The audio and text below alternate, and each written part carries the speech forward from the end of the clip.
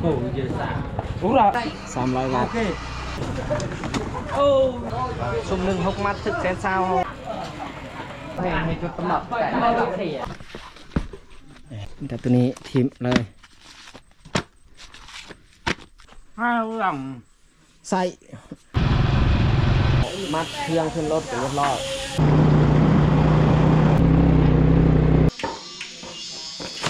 กบโลนึง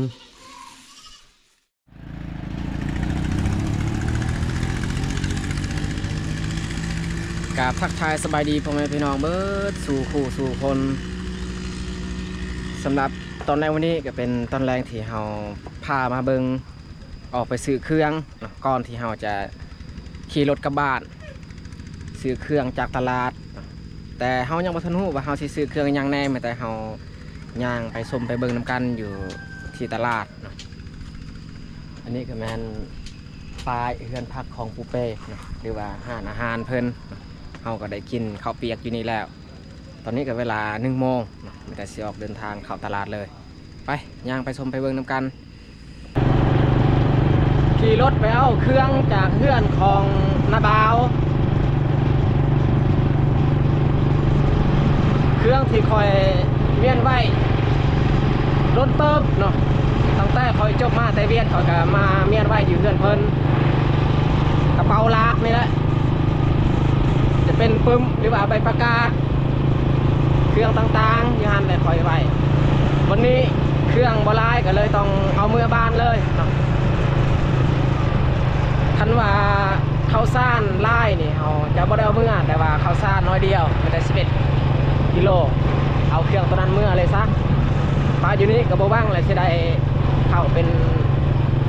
พนักงานเนาะก็เฮาป้าอยู่หั่นเครื่องนี่แม่นเฮาคิดว่าเฮาสิได้เป็นพนักงานนี่แหละป้าไว้อยู่หั่นเพิ่นเครื่องแบบที่เฮากำลังเรียนกำลังศึกษาอยู่เวียดก็ยังอยู่หั่นแหละป้าไว้วันนี้ก็หมดสิทธิ์แล้วต้องได้เอาเมื่อบ้านเนาะไปใส่อยู่บ้านเขาให้เขาส่วนเสื้อเวทอยู่หั่นเอาเสื้อเวทเข้าป่า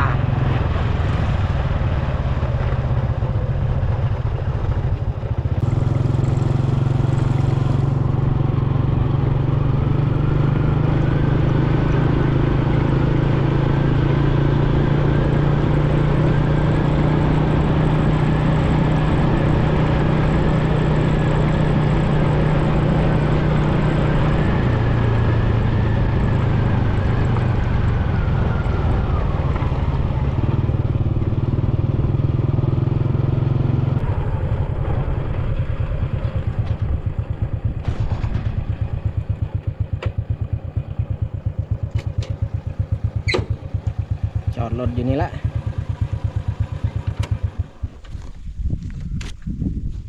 เฮือนนาบาว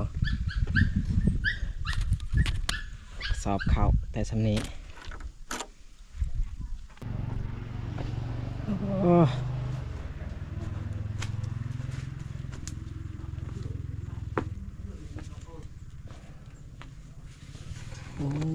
นี่แหละเครื่องนักเติบ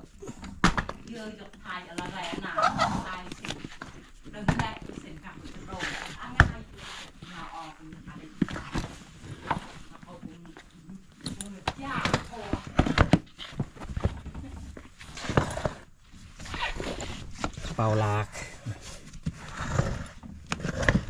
ปึ้มนี่แหละหนักอยู่นี่บ่แม่นอย่างอื่นปึ้มแบบเพียนสิเอาปึ้มอันนี้ออกอะไรก็บ่ได้ใส่งานแล้ว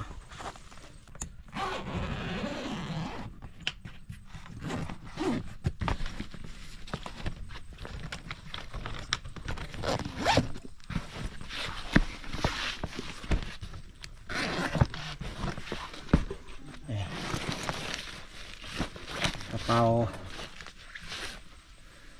พายเครื่องเฮียนนี่แหละนี้ปึ้มหนัก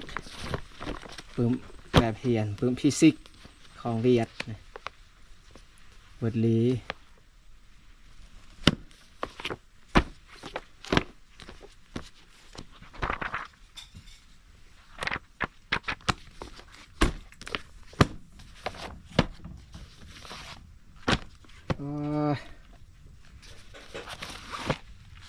อันนี้พีซิกโมเจ็ดพีซิกโมเจ็ดแบบเฮียนแบบฝึกหัดอันนี้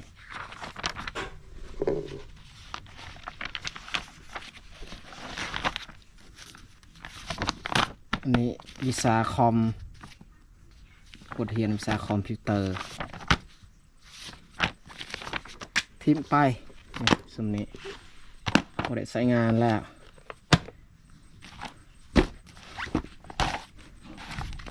อันนี้ก็ความรู้เกี่ยวกับคอมคือการ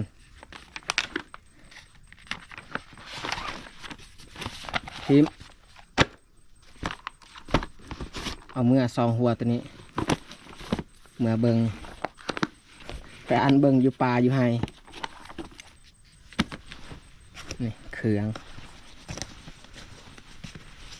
เสือเสานุ่มเสือสุภาพเอามือตัวนี้เป้านี่เอามือแต่ตัวนี้ทิมเลยเอาตามเอาไปใส่โอเค thank you ขอบใจเลยนะอายโซ่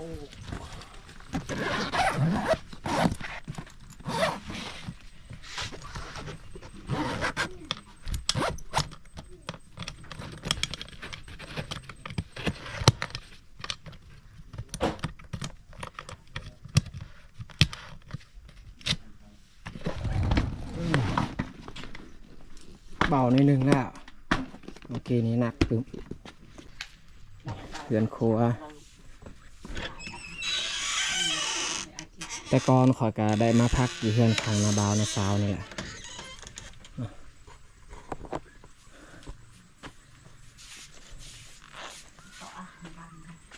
มีมองหน่อยเลยนี่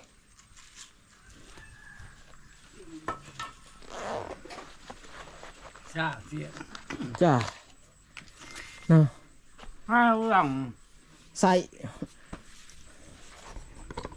โอ้แล้วก็ไปยังก็ไปบนเซ่ละโดยนี่ให้นาบาวเป็นใส่เงินใส่หนึ่งก่อน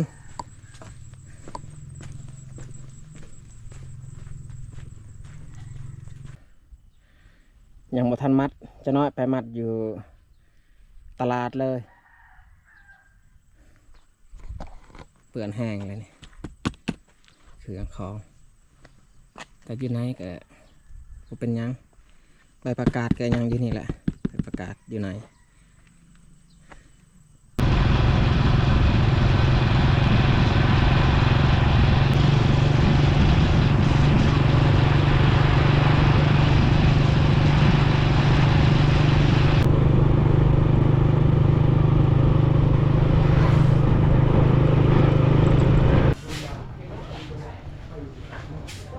มาเอาจักแซงซะ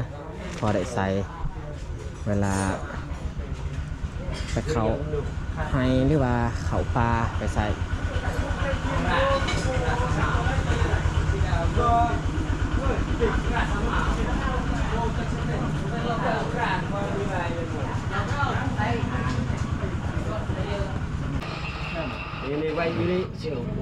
ความแห้ง300 วัตต์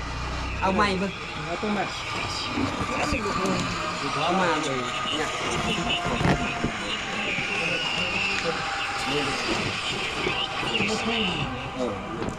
เมาหมดเลยตอนนั้นสามารถซักโทรศัพท์ได้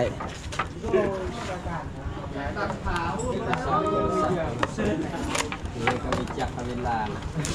บาทโอ้เยอะสักอุระเลิกกินโดยสาวอุระเราผลิตเลยไปเลยนะบ้านนอกบ้านอุระบางได้ละกันปางอุศกไปกันบุพเพโอเคเดี๋ยวไฟมันบ่แพงเอาตัวนี้แพงเบาเลยไม่ได้แตกโอ้เสื้อโอ้เราดึงมาคงเท่ดียันบ่คง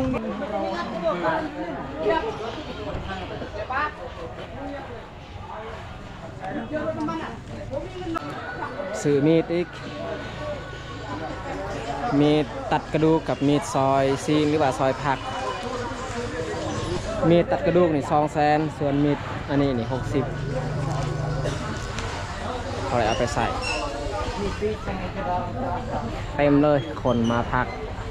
อยู่หน้าตลาด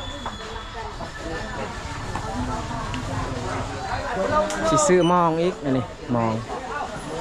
พอได้เอาไปใส่นอนป่านอนห้วยนี่เอามา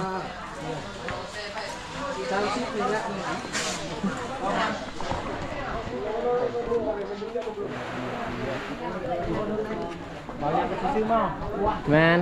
จะได้เดี๋ยวอาบน้ำมันบ่น้อยโพดอันนี้ตามันที่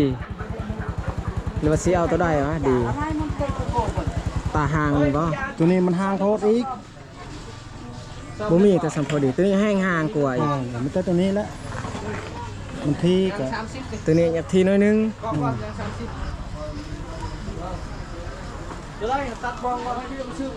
โอ้ยไต่มาดาวเลยดูเอาซุ่มหนึ่งจะตัดเลยจะพดซุ่มก่อนเอาใบเอาซุ่มอยู่ในก่อนให้อ้มโดดอุ้มซื้อโดดไอ้เมื่อเลยจะมาก่อนที่เลยดีตัวเลยดีที่ต่อละง่ายกระบอกกัน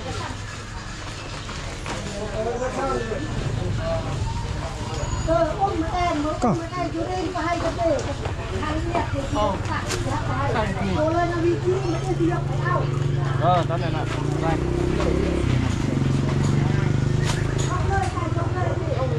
สุ่ม100,000สุ่ม1 6 มัดถึก100,000เขาทะลุเด้ไอ้หมอแต่แฟงมือหน้าจะกับบ่ซื้อ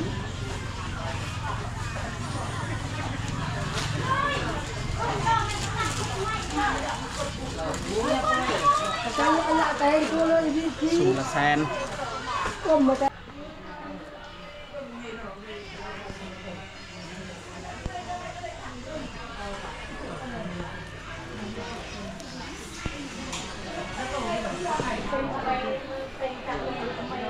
เต็ม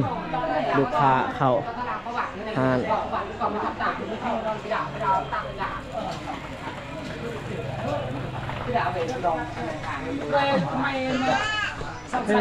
บ้านไม่ต้องมาเป็นคนแพงให้จุดตำหนักแต่ไม่ต้องเสียเยอะคือก่อนเยอะที่อย่างมันเกิดไปเช้ากินนั่งเต็มนั่งแซ่บแล้วท่านไป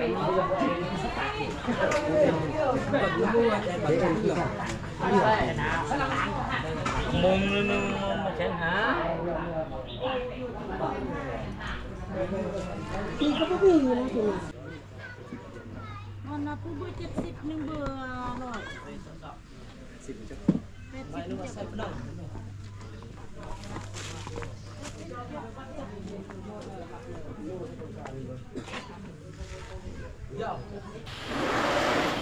ตอนนี้เรามัดเครื่องขึ้นรถเรียบร้อยทีนี้เขาซื้อเขาดุกกับครบเอาไปกินที่บ้านมีใจมาเบิ้งที่บ้านนี่แหละคนงานที่เขาซื้อว่าซื้อยังไงเพราะว่าอยู่นี่เขาก็บ่ได้ทายปันไดแลนไปแลนมาหาซื้อเครื่องซื้อทองยันว่ามันมืดค่ำจะหน่อยเขากลับตอนนี้พวกเขากับพากันออกเมืองแล้ว3 โมงปลายออกจากเมืองฮอดบ้านนี่ประมาณ6 โมง 7 โมงพอแล้วประมาณนั้นถ้าว่ารถโบเพโบซอ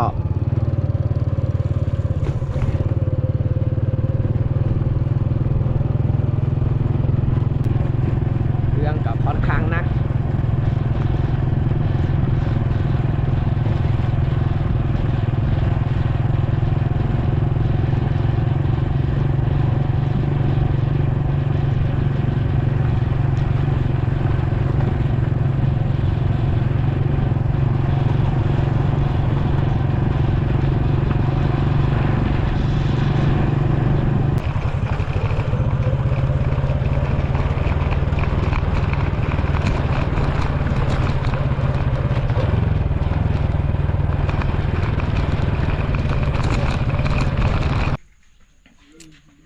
หอดหมู่บ้านตัวหนึ่งแล้วหานเวียดขายเครื่อง 5 โมงปลายแล้วฮอดบ้านเฮานี่น่าจะแม่น6 โมงพุ่นแหละแต่แค่นั้นฝนบ่ตกมันตกแต่ช่วง2 โมงเมื่อกี้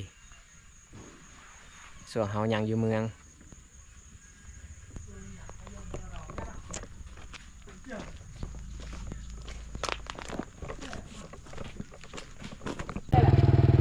ซื้อพอยทูแคลอีก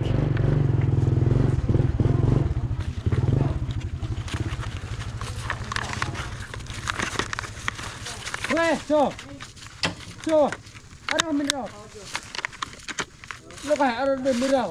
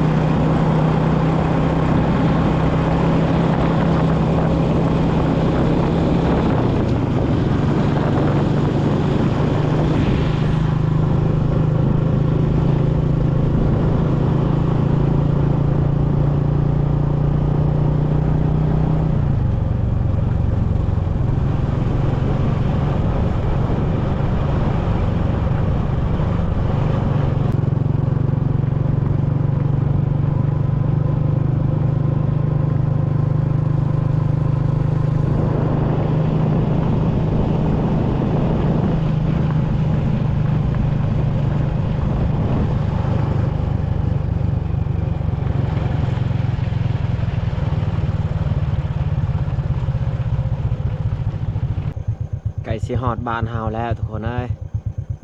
ป่าเบื้องนั้นก็เป็นป่าขอบเขตบ้านเฮาแล้วจากนี้ไปหาบ้านเฮานี่ประมาณ10 ปลายกว่าหลักมันก็สิเดินทางต่อ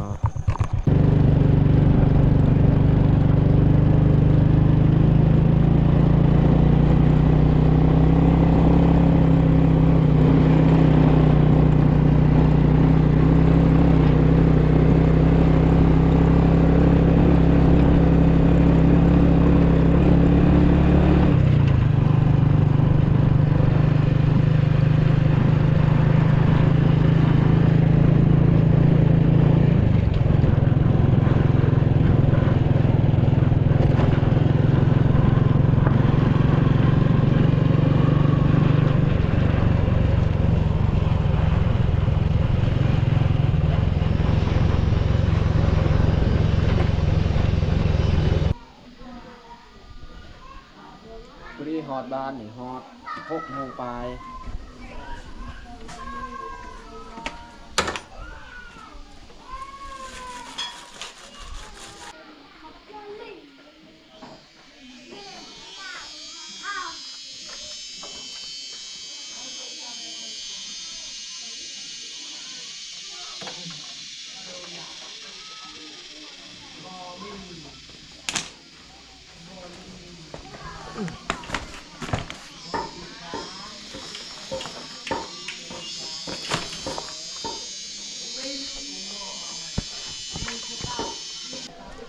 6 โมงปลายแต่ว่ายังแจ้งอยู่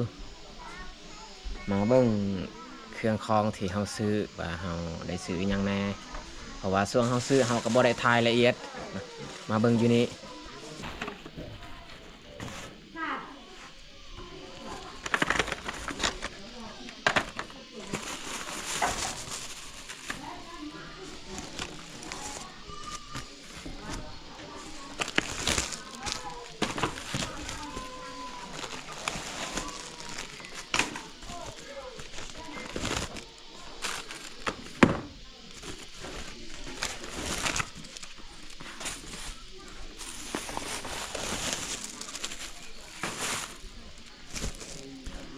อยู่นี้นี่มีแต่ข้าวสาร